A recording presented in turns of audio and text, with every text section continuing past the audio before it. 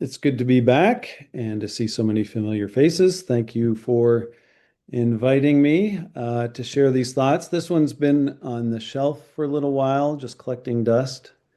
And it's something that I've sort of been wrestling with for a little while and thinking about. Um, as a teacher, I know the power of story. Um, I can be, I teach 10 and 11-year-olds. Very hard to keep their attention. But you break into any story and you immediately have everyone's eyes. All I have to say is, my wife and I last night went to, or, when my son was 6, and all of a sudden people pay attention because there's a story coming, and stories are so important. And if you've ever had the privilege of teaching Sunday school, just the power of stories in the Bible, how they captivate. And it's very intentional that God has left us such narrative to motivate us, to teach us, to encourage us. Like they're just so captivating. We're drawn into these stories. And of course, the stories we're talking about, they're nonfiction. These are real events that occurred. Um, and as you go through Genesis, you're just story after story that are just amazing that you read of. And then when you get into the Judges and you read of these famous stories of these judges, once again, you're captivated by these stories. And I was going through Judges 17, 18, and then on into 19, 20, and 21. And all of a sudden, it was just this feeling of what is going on here?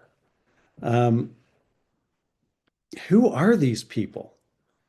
It just seems to break the mold of everything that when you start in Genesis and you read through, there's something amiss. Um, and Judges 17 and 18 for me for years was just a head scratcher, and even into 19, 20, and 21, which we will not be getting into tonight. Um, but just sort of left me like, what is that all about? And then I just leave it and move on in the readings or whatever it was. But I decided to have a little bit of a deeper dive into these stories. So that's just sort of as an opening of just the importance of story. And I've named this talk "The Worst Story Ever Told." And I put it as a question because, how can we name the worst story ever told? It's just sort of a provocative statement. Um, But just one other thought before we dive into it. I was listening to a podcast, and I think this hits at what I'm getting at tonight. And the podcast was between a Christian scholar named N.T. Wright, maybe some of you have heard of him, and a journalist named Douglas Murray. And so you have a Christian, and then Douglas Murray was an atheist. He might be more agnostic now. And they were discussing actually the benefits, the value of Christianity, the Judeo-Christian ethic. And I found they talked for about an hour and 20 minutes on this podcast. And I found it really encouraging, actually, just the way this atheist, this agnostic was saying, oh, we need Christianity, and it has something to offer the world that nothing else does. It was really surprising in many ways um, how generous he was to Christianity, considering his view. And in some ways, he was saying that belief comes easy to some people. You just believe. And he goes, for some of us, it's not that easy. And you got the sense there was a tension that he wants to believe the Bible, but he just has these struggles in making that full step. But anyway, in their conversation, this Douglas Murray was talking about South Africa during the time of apartheid and how they were coming out of it and they had this truth and reconciliation, um, a way of working through all the the problems that went on for decades and decades. And the mediators were working with these different groups, and this one group said, um, we're trying to explain how difficult it was to just forgive and to work through this truth and reconciliation process. And their comment was, they said, you don't understand. We don't have a book. And the point they were making was, when you're atheist, when you don't have a Bible, a source outside of yourself to look to for clear guidance in what is right and wrong, then you're going to struggle with finding out what is right and wrong. And so many people in this process could look to scripture, could look to the words of Jesus and say, okay, there's a clear path about repentance and forgiveness and loving your enemies, um, and all these principles that we can be guided by. And there's these other groups saying, we don't have a book. We don't have something outside of us to look to. And I just found that a really amazing statement. And just in the Douglas Murray, his point was, you have a book, you have a moral compass, and you've got to share that compass with the world. He was really encouraging, the importance of getting down to the fundamentals of what Scripture teaches, and almost like he was saying that's the only light that's out there. So afterward, if anyone wants to know the name of the podcast and stuff, we can get into it. But I think that gets to the essence of Judges 17, 18, and further on. There was an absence of a compass, of an anchor in these people's lives. Even though it was there, they were not going to it. And so just this idea of the importance of having a book. And we live, we're seeing it in the school system. We live with a society that no longer has a book. They don't turn to scripture anymore. They don't turn to the teachings of Christ to say, okay, what's the right way to handle this? Or how should I be handling this? Or what have I done wrong and how do I fix it? So where do people turn? And that's when you get statements like this. Well, follow your heart, follow your passions. Let your feelings and emotions make your decisions. You hear things like, you can be anything you want to be. Speak your truth. It doesn't matter. There is no longer a source of truth, so speak your truth. You're the author of your life. You make your decisions. There is no God. You get to decide. And we're beginning to see the story of society developing under those sorts of pieces of, what people will call wisdom. And it would be interesting if this was written into a story so we could see, okay, what does society look like when you completely abandon the Bible? I've heard terms like, we're living in the shadow of the Judeo-Christian ethic, or we're living in the world where it's like a rose that's been cut. We no longer have those sources of life flowing into us, and society is just going to get darker and darker and wilt away. And I think what we have in Judges 17 and 18 is a picture of what life is like when you don't have that book. And it's framed by, we get this pretty clearly, God is, I think, very strongly making a point, and he makes it in a few places. But in Judges 17, right near the beginning, in verse 6, it says, in those days there was no king in Israel. Everyone did what was right in his own eyes. And then right near the end of the book of Judges, in Judges 21, verse 25, in those days there was no king in Israel.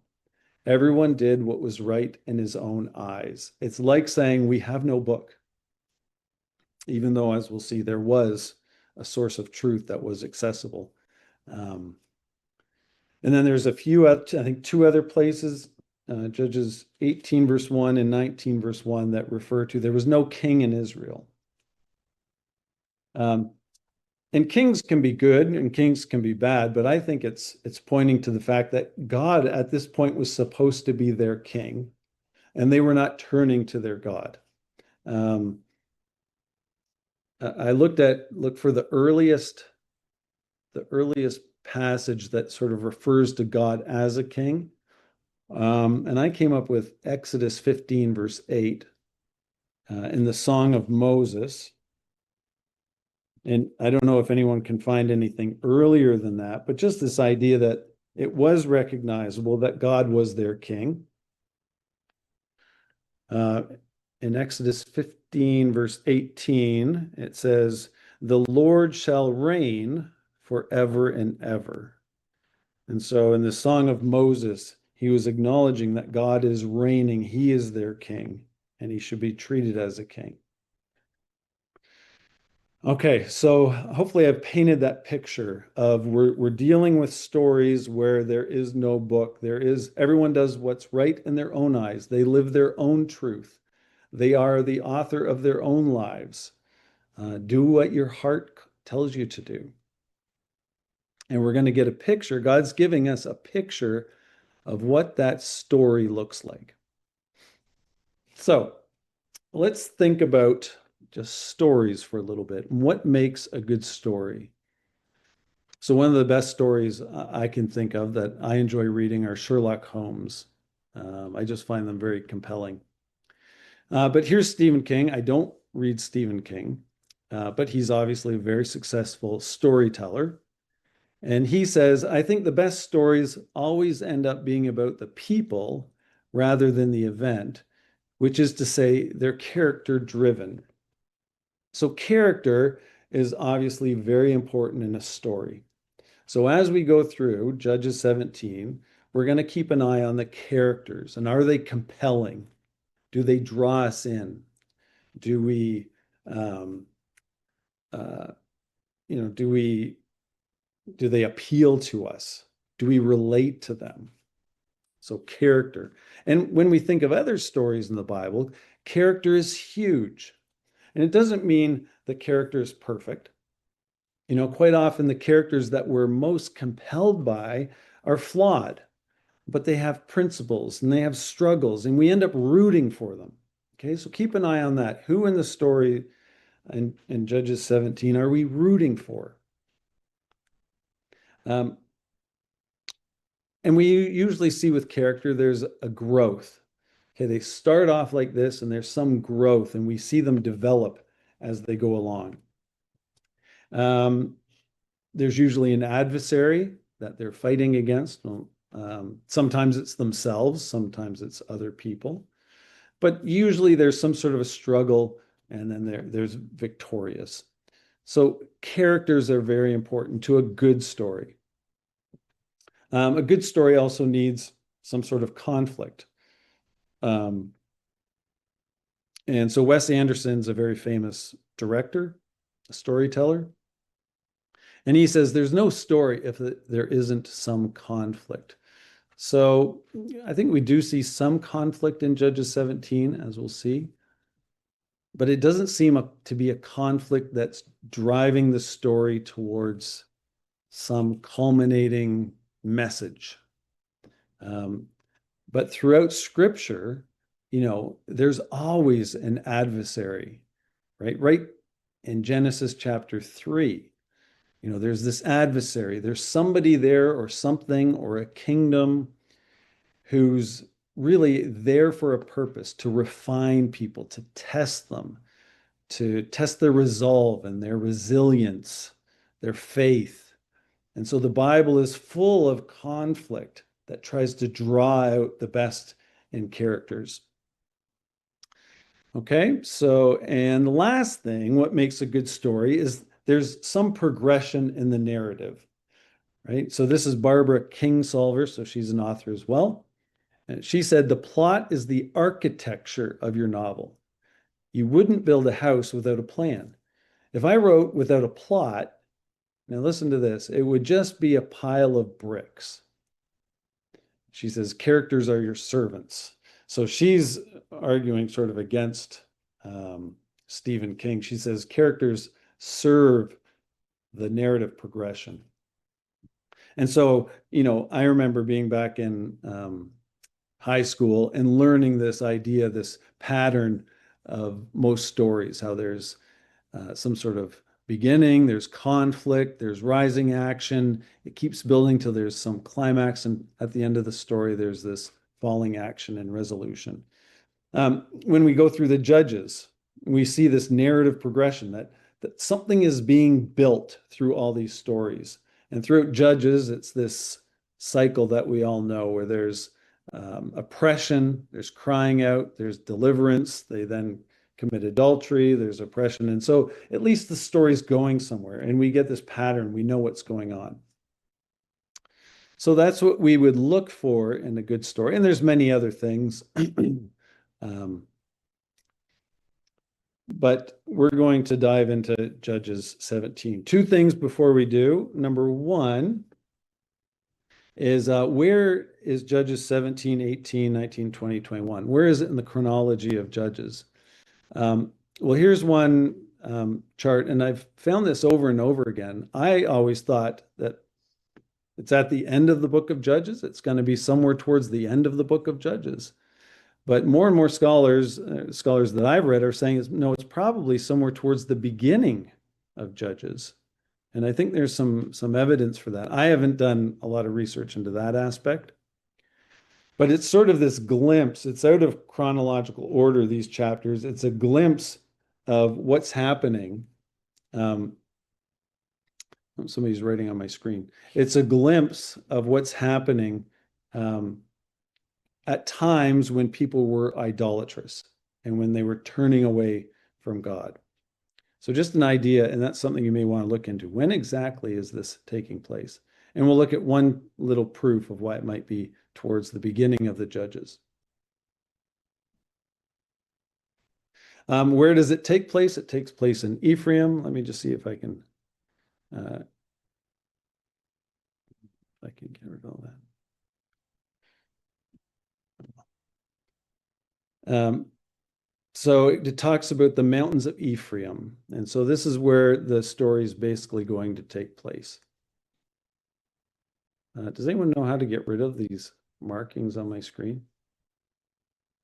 Yeah, I'm not sure.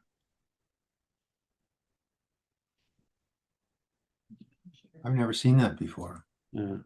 Oh, here's an eraser. Let's see. Oh, yeah, here we go. There you go. Erase all. Oh, erase all. Shift A. I apologize for this. No, I think maybe the person who did it has to erase it.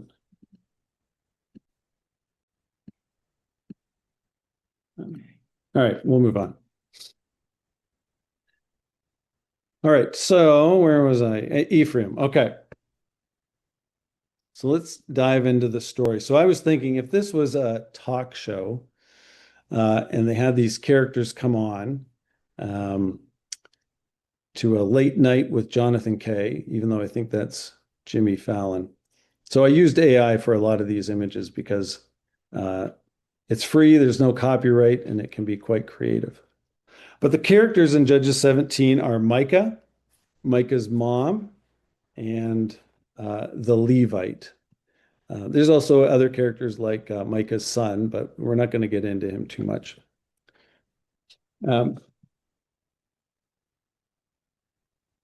So let's get into the characters. So if we turn to Judges 17, it says, "Now there was a man from the mountains of Ephraim whose name was Micah. And he said to his mother, 'The 1,100 shekels of silver that were taken from you, and on which you put a curse, even saying in my ears, here's the silver with me, I took it.'"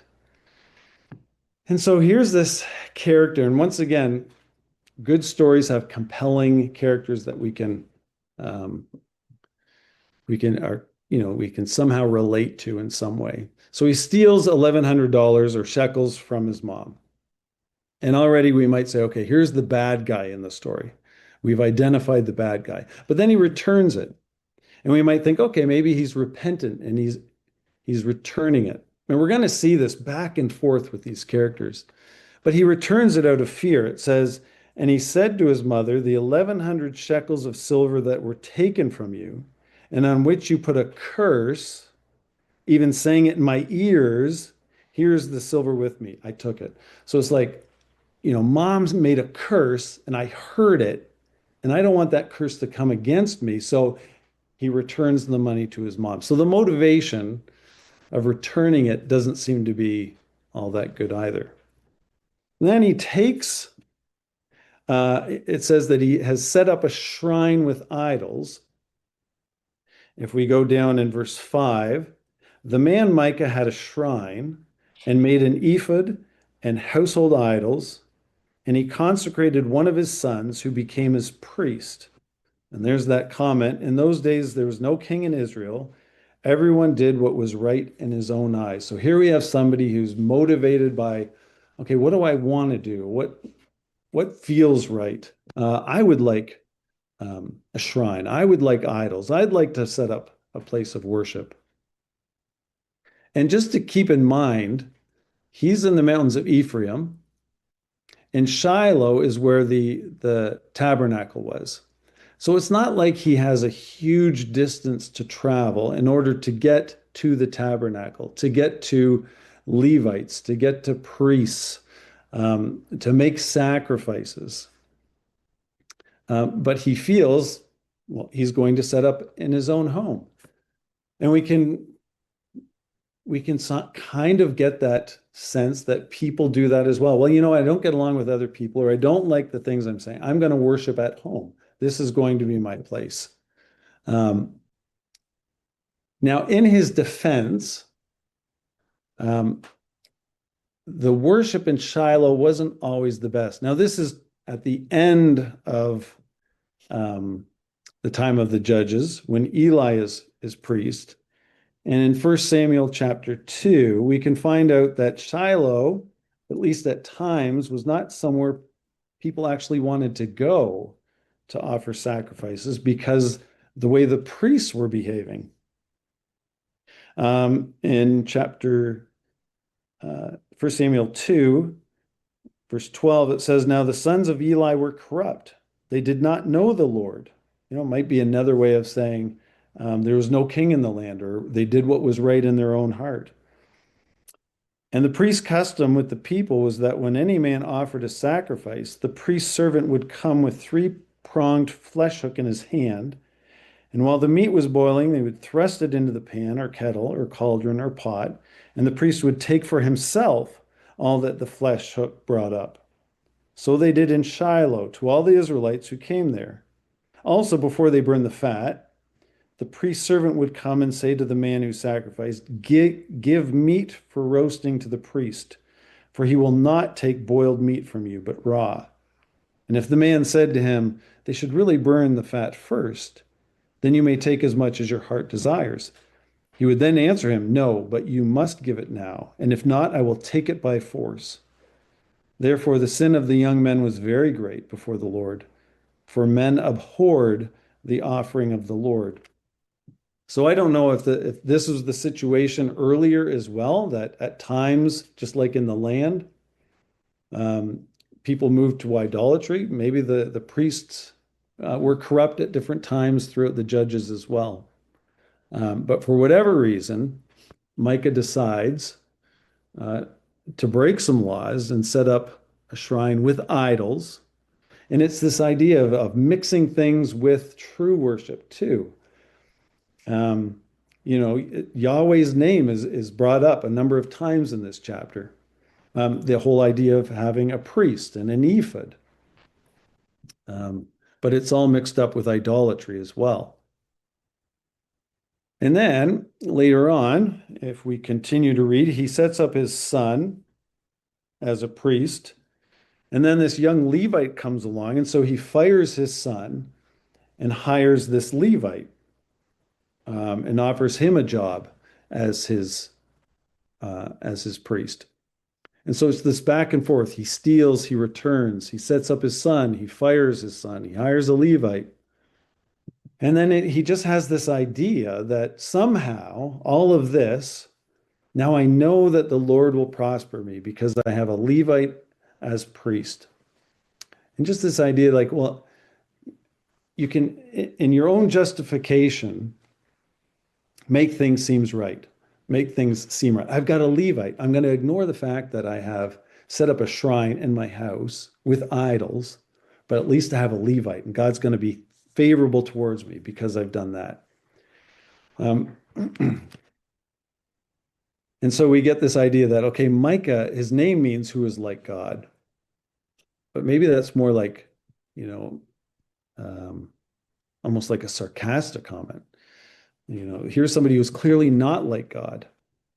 And so it's a very confusing person. But once again, that whole idea, everyone did what was right in his own eyes. So let's move on to the mom. And as we read, she curses the person who stole her $1,100 or shekels. She gets her money back and she blesses her son to the Lord. So, okay, maybe this is the good person. Maybe this is the person that is the heroine of the story. But look what happens with her. Um,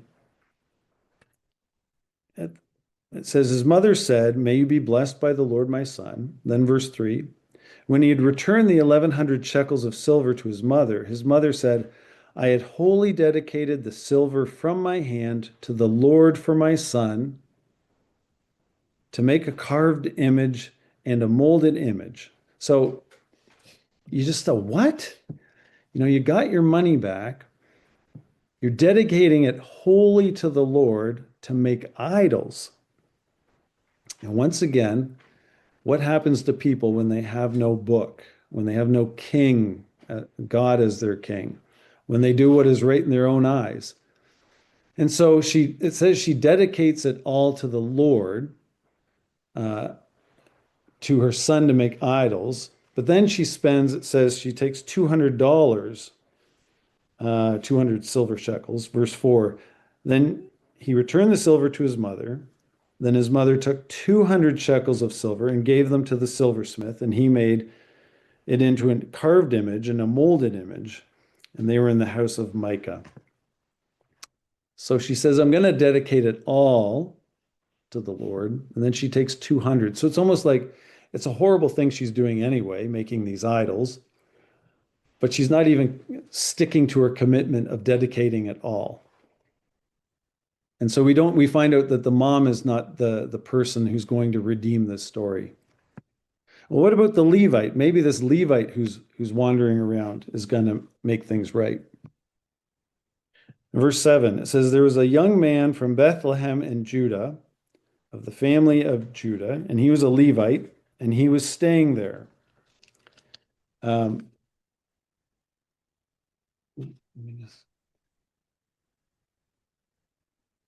Let me continue there. Verse 8, the man departed from the city of Bethlehem in Judah to stay wherever he could find a place.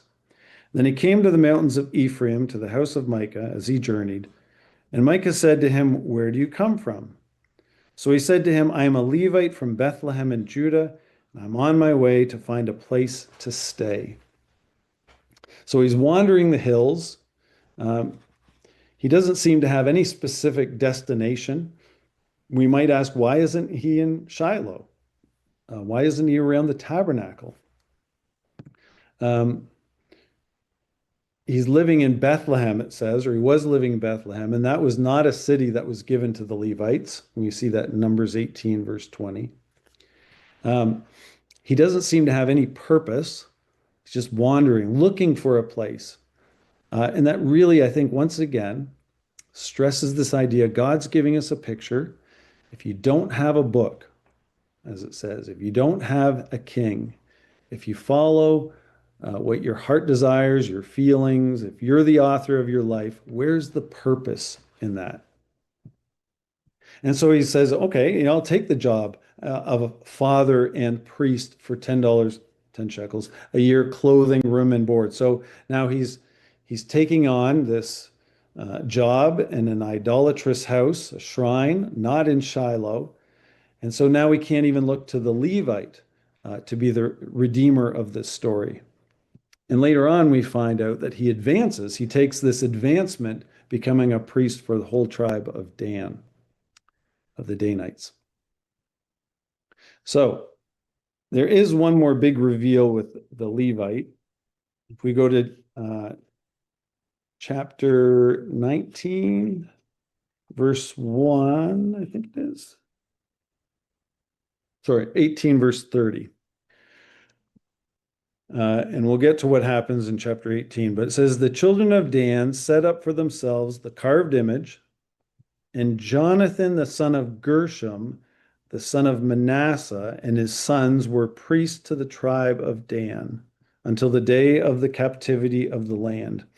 Now, my Bible says that, the son of Gershom, the son of Manasseh, but it has a little asterisk there. And it says the son of Moses, a descendant of Moses. So many scholars think this was a grandson, the grandson of Moses, which would put it at the beginning of Judges. But here you have a descendant of Moses, perhaps his grandson, setting up this for the Danites, this city and this place of idolatrous worship, and becoming their Levite. So the word Manasseh there, it says in the Vulgate, it's Moses, descendant of Moses, which is quite shocking. And I think a little bit more proof for that perhaps is in Judges 18, verse 3, when the Danites are going through, or this group that has been sent to search out a place. It says, while they were at the house of Micah, they recognized the voice of the young Levite. So he was obviously renowned in some way because they heard him and they recognized, hey, isn't that, Jonathan? So that sort of takes it to a whole nother level, that this descent into idolatry was happening so quickly. So just to talk about the characters again and what makes a good story. So characters, the characters that we see in this story, we don't see any growth. There's no spiritual growth. There's no, emotional growth. There's no growth in their personalities. They just are sort of purposeless, surface level. Let's see, I've got a nice line here that describes them.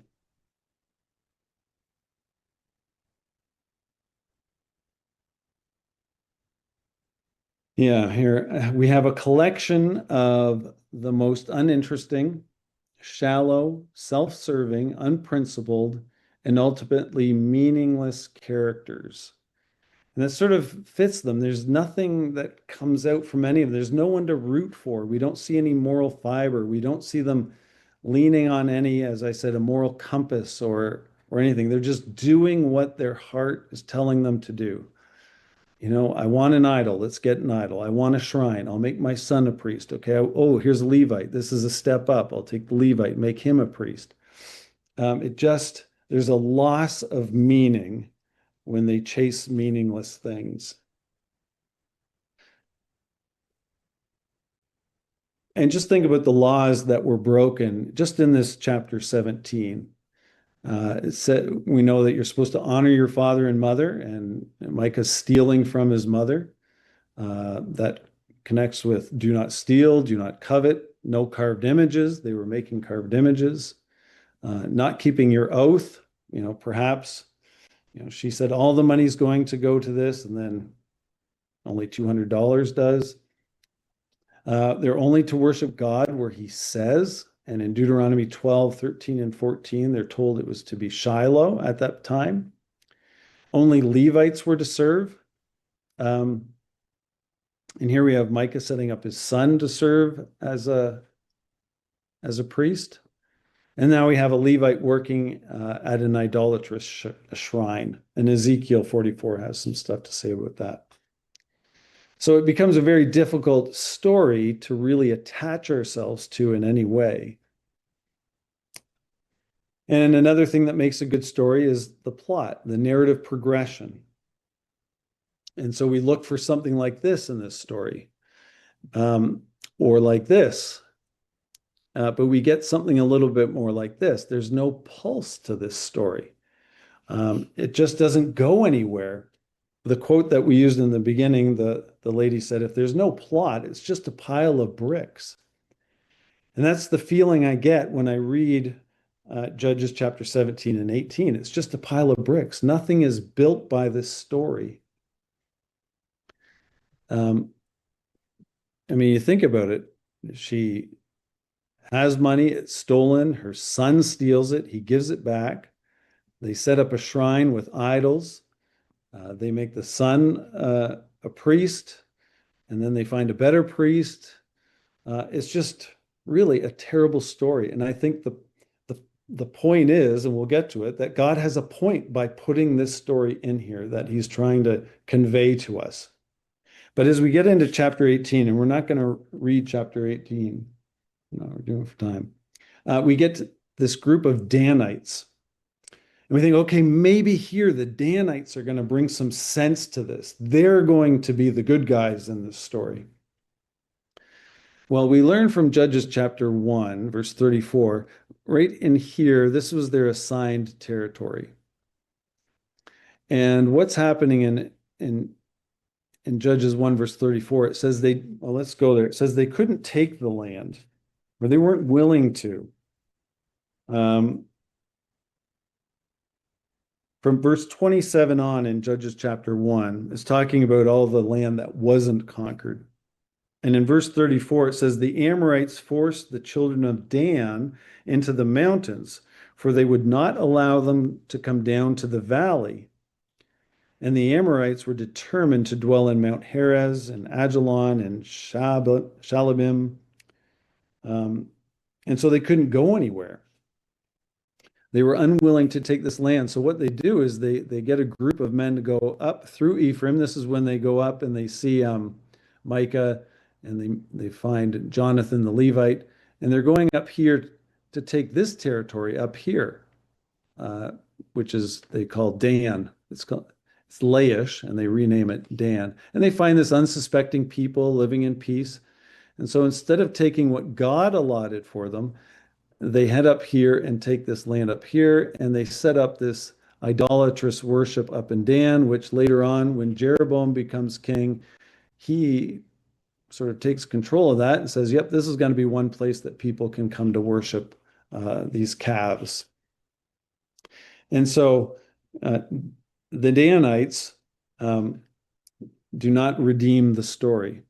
In fact, as they come through, and it just sort of shows the pointlessness of everything that Micah's done in setting up a shrine and the idols and the ephod and getting a Levite, because the Danites come through and they just take the priest.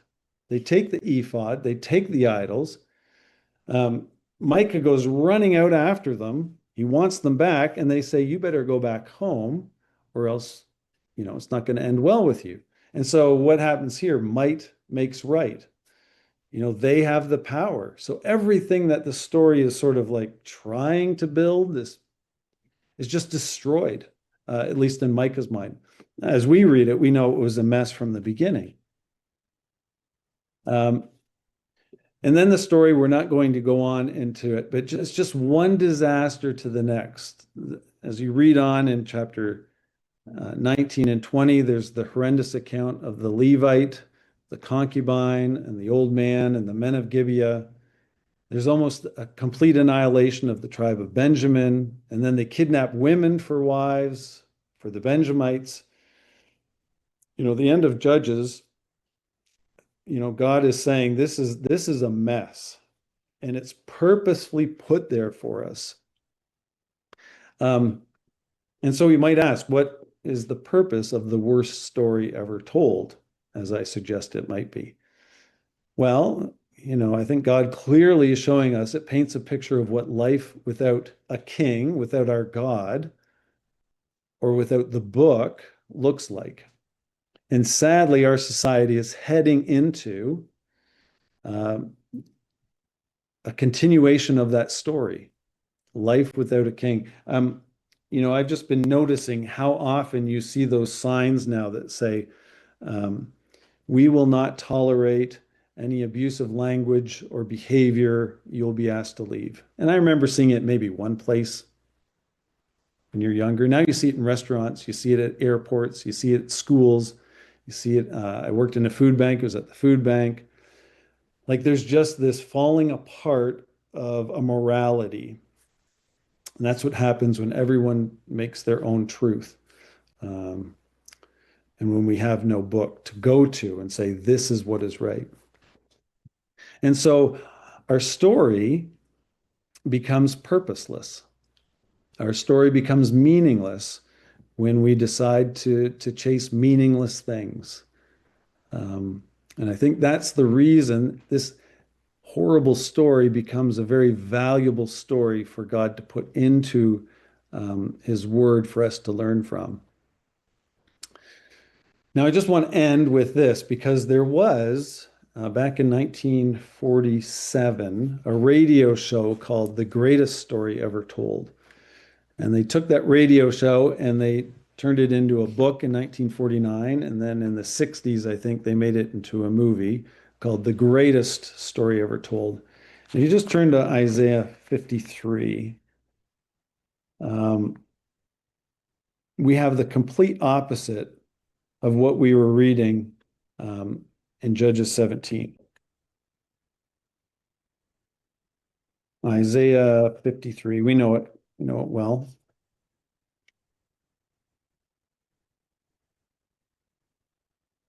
But just consider the character in this story. I'm just going to read a few verses. And you can just immediately see the difference because here we have a principled character. He's compelling.